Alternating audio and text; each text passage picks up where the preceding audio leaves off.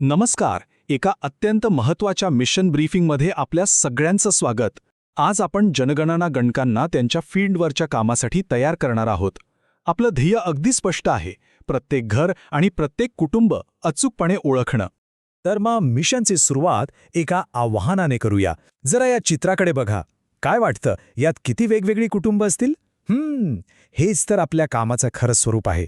पण काळजी करू नका, हे सत्र संपता संपता याचं अगदी अचूक उत्तर आपल्या सगळ्यांना देता येईल. ठीक आहे, मग चला हे आव्हान स्वीकारूया. आणि यासाठी आपल्याला लागणारं सगळ्यात पहिलं आणि महत्त्वाचं साधन कोणतं? तर ते आहे गणनाघर, म्हणजे सेन्सस हाऊसची नेमकी व्याख्या. तर गणनाघर म्हणजे काय? सोप्या भाषेत सांगायचं तर अशी कोणतीही इमारत किंवा इमारतीचा भाग ज्याला रस्त्यावरून किंवा एखाद्या कॉमन गल्लीतून किंवा जिन्यातून आत यायला एक वेगळं स्वतंत्र दार आहे. आता ते घर निवासी असो, म्हणजे तिथे लोक राहत असोत, किंवा अनिवासी असो, म्हणजे दुकान किंवा ऑफिस असो, सगळ्यात महत्त्वाचं काय तर स्वतंत्र मुख्य प्रवेशद्वार. हीच याची गुरुकिल्ली आहे, हे लक्षात ठेवा. चला अगदी सोप्या उदाहरणापासून सुरुवात करूया, म्हणजे संकल्पना एकदम पक्की होईल. हे बघा, इथे एक इमारत आहे आणि तिला एकच स्वतंत्र प्रवेशद्वार आहे, म्हणजे सरळ हिशोब. हे झालं एक गणनाघर.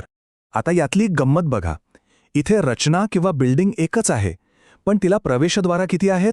2, आणि दोन्ही स्वतंत्र आहेत. त्यामुळे हे एक नाही तर 2 वेगळी गणनाघरं म्हणून मोजली जातील. आणि हे उदाहरण तर स्वतंत्र प्रवेशद्वाराचा नियम अगदी डोक्यात पट्टा करतं. इमारत एकच, पण तिला 4 वेगवेगळी स्वतंत्र प्रवेशद्वारं आहेत. मग काय? बरोबर, ही झाली 4 वेगवेगळी गणनाघरं. बरं, आता आपण शहरांमध्ये नेहमी दिसणाऱ्या एका प्रकाराकडे वळूया, जिथे थोडं गोंधळ होऊ शकतो, म्हणजे उंच उंच अपार्टमेंट इमारती. त्यांचं वर्गीकरण कसं करायचं? अपार्टमेंट इमारतींसाठी 2 शक्यता असतात. पहिला म्हणजे मानक नियम. यानुसार अख्खी बिल्डिंग एक मानली जाते आणि आतला प्रत्येक फ्लॅट ज्याला स्वतंत्र दार आहे तो एक गणनाघर म्हणून धरला जातो. पण एक महत्त्वाचा अपवाद आहे. जर महानगरपालिका किंवा स्थानिक प्रशासनाने आधीच प्रत्येक फ्लॅटला वेगळा बिल्डिंग नंबर दिला असेल तर आपल्याला तोच म्हणावा लागेल, नव्याने नंबरिंग करायचं नाही. हे बघा, या चित्रात आपल्याला मानक नियम अगदी स्पष्टपणे दिसतोय. ही संपूर्ण रचना एकच इमारत आहे, पण आत स्वतंत्र दारं असलेले 8 फ्लॅट्स आहेत. म्हणून इथे आहेत 8 वेगळी गणनाघरं. ठीक आहे, आतापर्यंत आपण घरांबद्दल म्हणजे भौतिक रचनेबद्दल बोललो. पण आता आपल्याला त्या घरात राहणाऱ्या लोकांबद्दल बोलायचं आहे. म्हणजे कुटुंब कसं ओळखायचं याची गुरुकिल्ली वाटते तितकी अवघड नाहीये, उलट खूप सोपी आहे. तर कुटुंबाची व्याख्या काय? अगदी सोपी आहे. लोकांचा असा गट, ते नातेवाईक असोत किंवा नसोत, जे साधारणपणे एकत्र राहतात आणि सगळ्यात महत्त्वाचं म्हणजे एका स्वयंपाकघरात बनलेले जेवण जेवतात. यातला एकच स्वयंपाकघर हा शब्दप्रयोग लक्षात ठेवा, तोच कळीचा मुद्दा आहे. हे चित्र अगदी डोक्यात फिट करून घ्या. कुटुंब ओळखण्याचा सगळ्यात मोठा आणि महत्त्वाचा पुरावा म्हणजे सामायिक स्वयंपाकघर. कुठेही गोंधळ झाला, शंका आली की फक्त स्वयंपाकघराचा नियम आठवायचा. आता एक प्रसंग जो नेहमी समोर येतो आणि गोंधळ निर्माण करतो तो म्हणजे घरात राहणारे घरगुती कामगार. त्यांच्यासाठी एक सोपी टेस्ट आहे. फक्त एक प्रश्न विचारायचा, ते मालकाच्या स्वयंपाकघरात बनवलेलं जेवण जेवतात का? जर उत्तर हो असेल तर ते मालकाच्याच कुटुंबाचा भाग आहेत, आणि जर उत्तर नाही असेल म्हणजे ते स्वतःचं जेवण वेगळं बनवत असतील तर ते एक स्वतंत्र कुटुंब आहेत आणि त्यांची खोली एक वेगळं गणनाघर ठरेल. इतकं सोपं आहे.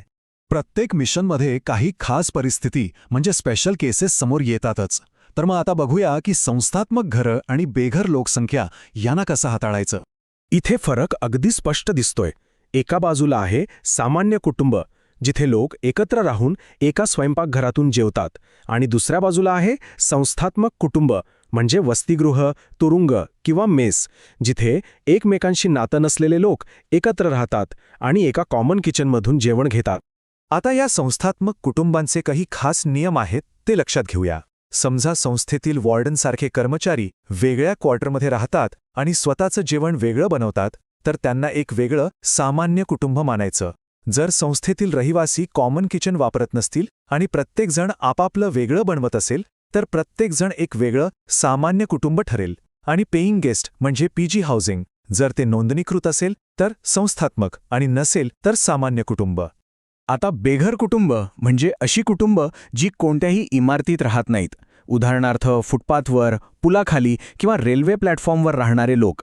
यांच्याबद्दल एक महत्त्वाची गोष्ट म्हणजे घर यादीच्या या टप्प्यात त्यांची गणना केली जात नाही. त्यांच्यासाठी वेगळी प्रक्रिया असते. चला तर मग आता आपल्या मूळ मिशनकडे परत येऊया.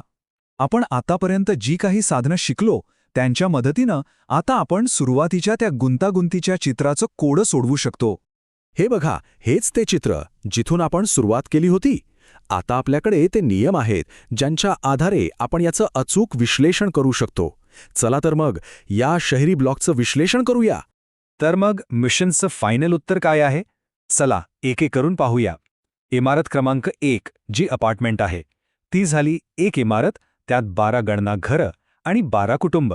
इमारत क्रमांक 3 टाउन हाऊस, एक इमारत, एक गणनाघर, एक कुटुंब.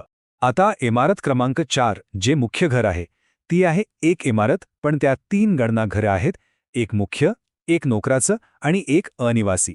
आणि शेवटी इमारत क्रमांक 5 म्हणजे गॅरेज, एक इमारत आणि एक अनिवासी गणनाघर. यातला सगळ्यात महत्त्वाचा मुद्दा म्हणजे इमारत 4 मधल्या नोकरांची खोली. ते एक वेगळं कुटुंब का आहे? कारण ते मालकाच्या स्वयंपाकघरातून जेवण घेत नाहीत, ते स्वतःचं वेगळं बनवतात. पुन्हा एकदा तोच नियम, सामायिक स्वयंपाकघराचा नियम.